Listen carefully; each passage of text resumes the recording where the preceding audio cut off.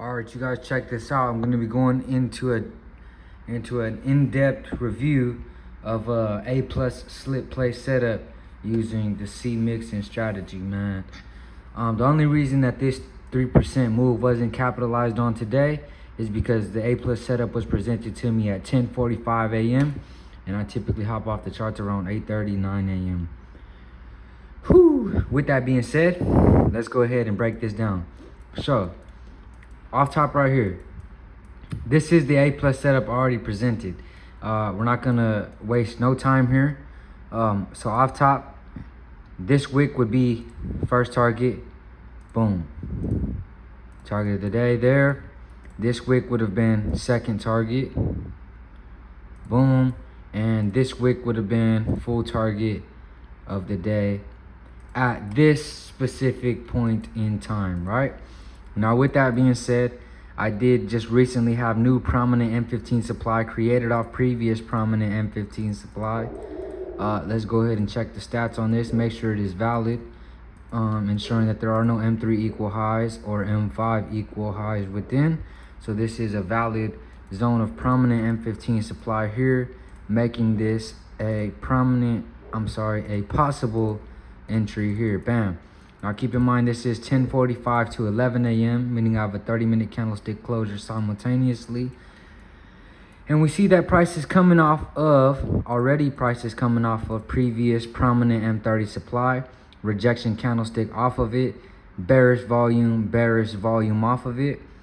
Now I am fully expecting this next upper wick to go ahead and be created before price proceeds to slip to this downside here.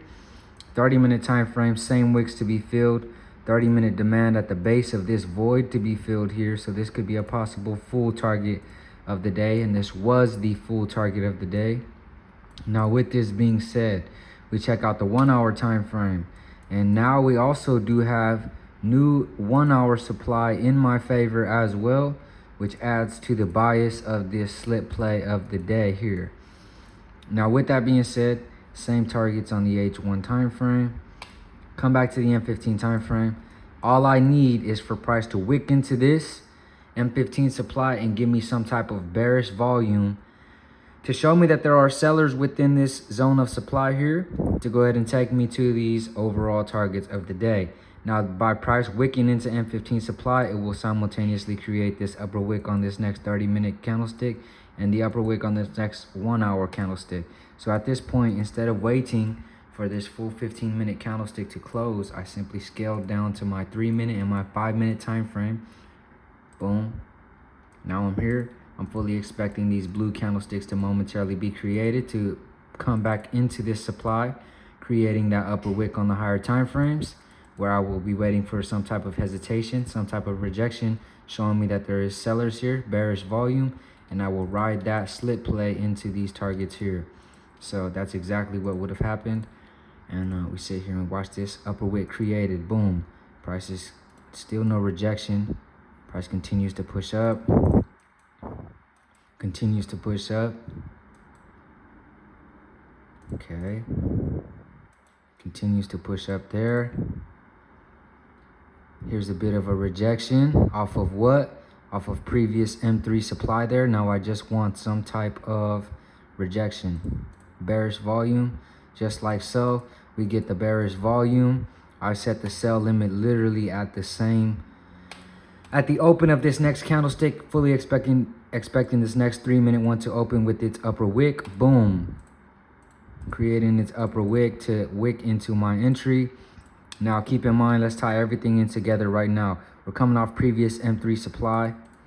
Price is now given my bearish rejection there.